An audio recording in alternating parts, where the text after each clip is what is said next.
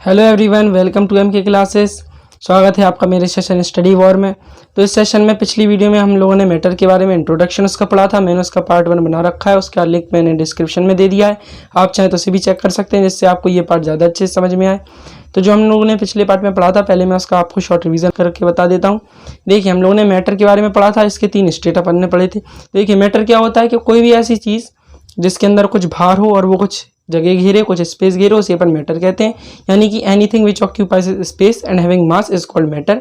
और इसके 3 स्टेट होते हैं, एक होता है सॉलिड, एक लिक्विड, एक गैस। तो आज हम उसकी मैटर के पार्टिकल्स भी होते हैं, उसकी प्रॉपर्टी के बारे में अपन पढ़ेंगे। और ये जो सॉलिड, लिक्विड, गैस होते हैं, इनकी प्रॉपर्टीज़ के बारे में अपन इसका डिफरेंस बिटवीन लिखेंगे। तो ये देखिए, ये मैटर के 3 स्टेट होते हैं, एक होता है सॉलिड, एक लिक्विड और एक गैस। इसके जो पार्टिकल होते हैं सॉलिड के, ये आपस में बहुत ही ज़्यादा अट्रैक्ट होते हैं और मॉलिक्यूलर स्पेस बहुत कम होता है। लिक्विड में जो मॉलिक्यूलर स्पेस होता है वो सॉलिड के कंपेयर में थोड़ा ज़्यादा होता है और अट्रैक्शन फोर्स थोड़ा कम होता है। और गैस में अट्रैक्शन फोर्स सबसे कम होता है और मॉलिक्यूलर स्पेस सबसे ज़्यादा होता है, इसलिए हम गैस में फ्रीली मूव हो सकते हैं। तो इनकी सॉलिड, लिक्विड, गैस के पार्टिकल्स की प्रॉपर्टीज़ होती हैं। इन प्रॉपर्टीज़ को पढ़ने से पहले हमें मैटर के पार्टिकल्स की कुछ प्रॉपर्टी पढ़नी पड़ती हैं। तो चलिए पहले मैटर के पार्टिकल्स की प्रॉपर्टी जानते हैं। तो देखिए, मैटर जो होता है वो कुछ कॉमन पार्टिकल से मिलकर बना होता है और उन पार्टिकल्स की कुछ प्रॉपर्टीज़ होती हैं। देखिए, मैंने यहाँ पर कुछ प्रॉपर्टीज़ लिख दी हैं, तो मैं आपको एक्सप्लेन करता जाता हूँ। देखिए, पहली जो प्रॉपर्टी है वो है कि these are smaller in size, यानी कि जो मैटर के पार्टिकल्स होते हैं वो साइज में स्मॉल होते हैं। दूसरी इसकी जो प्रॉपर्टी है वो है particles can diffuse from one place to another, यानी कि मैटर के जो पार्टिकल्स होते हैं वो एक से दूसरी जगह पर फैल सकते हैं। एक से दूसरी जगह पर फैलना या पूरे में अच्छी तरीके से फैलना कोई हम डिफ्यूज़न कहते हैं। उसी को यहाँ पर डिफ्यूज़ लिखा हुआ है कि वो अच्छे से एक जगह से दूसरी जगह पर डिफ्यूज़ हो सकते हैं, फैल सकते हैं। तीसरी जो इसकी प्रॉपर्टी है वो ये है कि दीज पार्टिकल्स बाउंड वीक और स्ट्रॉन्ग इंटरमॉलिक्यूलर अट्रैक्शन फोर्स, यानी कि ये जो पार्टिकल्स होते हैं, जो मैंने आपको बताया था अट्रैक्शन फोर्स जो होता है कि ये जो इसके पार्टिकल्स हैं आपस में कितने अच्छे तरीके से टाइटली अट्रैक्ट हैं या नहीं, उसी को अपन इंटरमॉलिक्यूलर अट्रैक्शन फोर्स अपन कहते हैं। तो इसके जो पार्टिकल्स होते हैं मैटर के, अब आपको पता है कि सॉलिड भी होता है, लिक्विड भी, गैस भी होता है। तो सॉलिड में ज़्यादा अट्रैक्शन फोर्स होता है, लिक्विड और गैस में कम होता है। तो इसलिए इसके जो पार्टिकल्स होते हैं मैटर के, उनमें वीक भी फोर्स हो सकता है और स्ट्रॉन्ग फोर्स भी हो सकता है, इंटरमॉलिक्यूलर अट्रैक्शन फोर्स। तो अगली जो इसकी प्रॉपर्टी है वो है these particles always have some kinetic energy, यानी कि मैटर के जो पार्टिकल्स होते हैं उनमें कुछ ना कुछ काइनेटिक एनर्जी होती है। काइनेटिक एनर्जी से मतलब ये है हमारा कि इसके जो पार्टिकल्स होते हैं उनमें ऐसी काइनेटिक एनर्जी रहती है कि जब वो एक जगह पर रखे हुए हैं, रेस्ट पोजीशन पर हैं, तब तो वो कुछ नहीं है उनमें, लेकिन ये जो काइनेटिक एनर्जी है वो उनके अंदर स्टोर होती है। तो जैसे हम उसको, जैसे मैंने आपको एग्जाम्पल के लिए एक हम बॉल ले लेते हैं, तो उसे मैंने एक जगह पर रख दिया, तो उसके अंदर काइनेटिक एनर्जी स्टोर होगी। अब जैसे मैं उसे उठा के फेंकूँगा तो मेरा तो फोर्स उसमें लग ही गया, लेकिन जो वो उतने दूर तक वो जाएगी उसे काइनेटिक एनर्जी लेके गया, क्योंकि उसके अंदर काइनेटिक एनर्जी थी। तो इसलिए इनके पार्टिकल्स के अंदर कुछ काइनेटिक एनर्जी हमेशा ही होती है। तो अभी फिलहाल इतनी प्रॉपर्टीज़ हैं। अब हम आते हैं सॉलिड, लिक्विड, गैस की प्रॉपर्टीज़ पर। तो चलिए हम उसकी प्रॉपर्टीज़ देखते हैं। तो ये देखिए, यहाँ पर लिखी हैं ये मैटर के जो स्टेट होते हैं सॉलिड, लिक्विड, गैस, इनकी प्रॉपर्टीज़। देखिए, मैंने यहाँ पर इस तरह की टेबल बना ली, आप भी इस तरह की टेबल बनाए तो ज़्यादा बेटर होगा। देखिए, यहाँ पर मैंने पूरी प्रॉपर्टीज़ लिखी हैं, फिर यहाँ पर ये सॉलिड, लिक्विड, गैस, इन सब की प्रॉपर्टी एक हिसाब से, ये डिफरेंस बिटवीन के हिसाब से लिखा है और प्रॉपर्टीज़ भी आपको समझ में आ जाएंगी। देखिए, पहली जो प्रॉपर्टी है वो हम लेंगे यहाँ पर रिजिडिटी। तो रिजिडिटी मतलब होता है कि कठोरता, कि वो कितना ज़्यादा कठोर है, कितना ज़्यादा वो मतलब हार्ड है, कितना ज़्यादा। तो देखिए, सॉलिड जो होते हैं वो रिजिड होते हैं, क्योंकि सॉलिड कठोर ही होते हैं, सबसे ज़्यादा कठोर होते हैं। लिक्विड होते हैं, ये कठोर नहीं होते हैं, क्योंकि ये फ्लो भी हो सकते हैं, इसलिए कठोर नहीं होते हैं।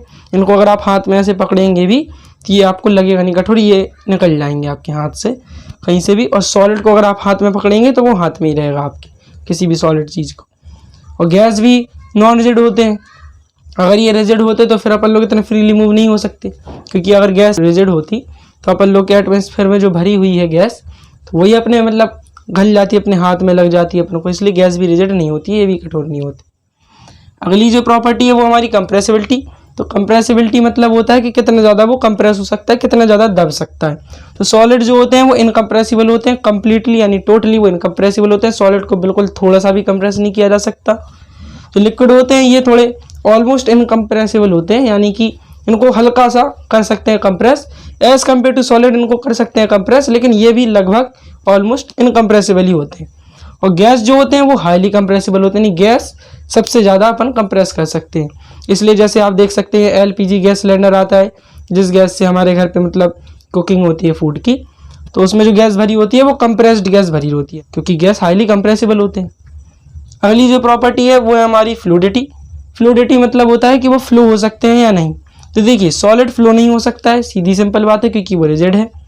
लिक्विड फ्लो हो सकते हैं क्योंकि ये नॉन रिजिड है, इसलिए फ्लो हो सकते हैं। रिजिड और फ्लो से रिलेशनशिप इसलिए है क्योंकि अगर वो रिजिड होंगे तो फ्लो नहीं हो सकेंगे, एक जगह रेस्ट पोजीशन पे रहेंगे, और अगर वो रिजिड नहीं होंगे तो वो रेस्ट में कैसे रहेंगे, अगर वो रेस्ट में रहेंगे भी तो वो थोड़े बहुत हिलते डुलते या फिर ऐसे इधर उधर मूव होते रहेंगे। तो इसलिए लिक्विड फ्लो हो सकते हैं, सॉलिड फ्लो नहीं हो सकते हैं, और गैस ज़्यादा आसानी से फ्लो हो सकते हैं, गैस भी फ्लो हो सकते हैं। चलिए अगली जो प्रॉपर्टी है वो हमारी डिफ्यूज़न। डिफ्यूज़न मतलब होता है फैलना, तो वो कितना ज़्यादा फैल सकता है। तो देखिए सॉलिड है, इसमें डिफ्यूज़न नहीं होता है क्योंकि वो एक जगह पे रहेगा तो वो रेस्ट पोजीशन पे रहेगा, वो फैल नहीं पाएगा, उसमें डिफ्यूज़न नहीं होगा। जो लिक्विड है उसमें थोड़ा कम डिफ्यूज़न होता है क्योंकि वो धीमे धीमे फैलेगा, इतनी जल्दी नहीं फैल पाएगा वो पूरी जगह में। गैस जो होता है उसमें हाई डिफ्यूज़न होता है, यानी गैस अगर किसी कमरे में या किसी जगह पे अगर अपन ने इंसर्ट करी डाली तो वो बहुत ही जल्दी फैल जाती है, हर जगह पे फैल जाती है। ऐसा नहीं होगा कि कहीं पर कम है कहीं पर ज़्यादा है। अगर अपने इधर पे थोड़ी सरफेस की बात करिए, अर्थ के सरफेस के हल्के से ऊपर, तो हर जगह पे बराबर बराबर ऑलमोस्ट गैस भरी हुई है। तो इसके बाद कुछ और प्रॉपर्टीज़ हैं, मैं आपको नेक्स्ट पेज पर बताता हूँ। तो अगली जो इसकी प्रॉपर्टी है वो है शेप एंड वॉल्यूम पर। तो इसका शेप और वॉल्यूम कैसा है सॉलिड लिक्विड गैस का। तो देखिए पहले हम सॉलिड की अगर बात करें तो they have a definite shape and definite volume, यानी कि कोई भी सॉलिड मटेरियल है उसका जो शेप होगा और वॉल्यूम होगा वो फिक्स होगा, वो चेंज नहीं होगा। लिक्विड जो है, लिक्विड की अगर बात करी जाए तो उसका जो वॉल्यूम होगा वो तो एकदम फिक्स्ड होगा कि जितना भी अपन ने लिया, जैसे 1 लीटर अपन ने कोई भी लिक्विड लिया है तो वो 1 लीटर ही रहेगा, लेकिन उसका जो शेप है वो हमेशा चेंज होता रहेगा, वो डेफिनेट नहीं होगा। अपन क्योंकि किसी भी लिक्विड को जिस चीज़ के अंदर डालेंगे और उस चीज़ का जैसा भी शेप होगा वो उसी शेप का हो जाएगा, इसलिए इसका जो शेप होगा लिक्विड का वो डेफिनेट नहीं होगा। पर अपन ने जितना लिया है वॉल्यूम उसका डेफिनेट होगा। अब अपन अगर गैस की बात करें तो इसका ना ही शेप डेफिनेट होता है और ना ही वॉल्यूम डेफिनेट होती है।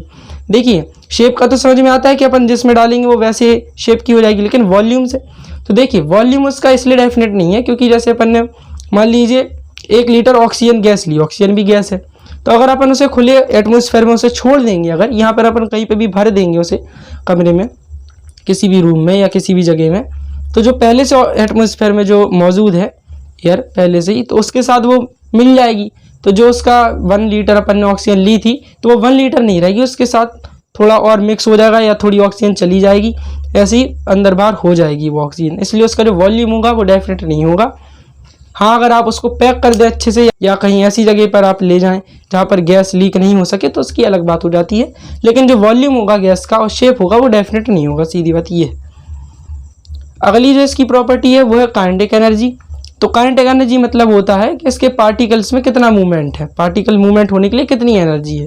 तो देखिए सॉलिड में जो काइनेटिक एनर्जी होती है वो वेरी लो होती है, यानी कि बहुत कम होती है, क्योंकि मैंने आपको बता दिया वो रिजिड होते हैं, फ्लो नहीं हो सकते।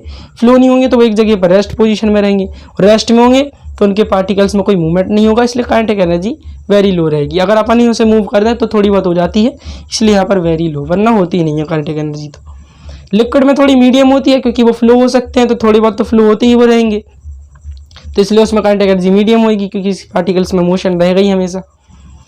गैस जो है उसमें बहुत ज़्यादा होती है काइनेटिक एनर्जी, क्योंकि वो तो हमेशा मूव होते ही रहते हैं, आप जरा सा अगर कहीं मूव होंगे तो गैस के जो पार्टिकल्स हैं वो भी मूव हो जाएंगे, तो इसलिए इसमें जो काइनेटिक एनर्जी होती है गैस में वो वेरी हाई होती है, सबसे ज़्यादा होती है काइनेटिक एनर्जी। अगली जो इसकी प्रॉपर्टी है वो हमारी डेंसिटी पर, यानी डेंसिटी यानी घनत्व, कि कितना ज़्यादा वो डेंस है, कितना ज़्यादा घना है अंदर से। तो देखिए सॉलिड जो होते हैं उनकी सबसे ज़्यादा डेंसिटी होती है, they have a high density, यानी सॉलिड में सबसे ज़्यादा डेंसिटी होती है, सबसे ज़्यादा डेंस सॉलिड होते हैं क्योंकि उसके पार्टिकल्स आपस में बहुत ज़्यादा अट्रैक्ट होते हैं, इसलिए इनकी हाई डेंसिटी होती है, और ये रिजिड भी होते हैं इसलिए इनकी हाई डेंसिटी होती है। अब देखिए लिक्विड की जो है वो थोड़ी अलग है, क्योंकि लिक्विड की जो डेंसिटी होगी वो सॉलिड से तो कम होगी पर गैस से ज़्यादा होगी। जैसे मैंने वाटर ले लिया, इसकी जो डेंसिटी होगी वो सॉलिड में अपन कोई भी चीज़ लेंगे उससे कम होगी, लेकिन अगर अपन ने गैस में कोई चीज़ ली उससे वो ज़्यादा होगी, ठीक है। तो लिक्विड की डेंसिटी जो होती है वो सॉलिड से कम होती है और गैस से ज़्यादा होती है, और गैस की सबसे कम ही होगी, क्योंकि उसके जो पार्टिकल्स हैं वो बहुत ज़्यादा दूर दूर होते हैं, डेंस तो बिल्कुल रहने का सवाल ही नहीं है, इसलिए ज़्यादातर जनरली इन लोग की जो होती है वो लो डेंसिटी होती है।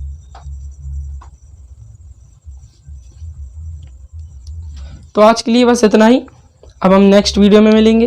अगर आपको ये वीडियो अच्छी लगी हो तो आप इसे लाइक करें, चैनल पर अगर नए हैं तो इसे सब्सक्राइब करें और बेल आइकन जल्द से जल्द दबाएं जिससे आपको मेरी नई वीडियो की नोटिफिकेशन सबसे पहले मिल सके। मिलते हैं अगली वीडियो में, तब तक के लिए बाय बाय।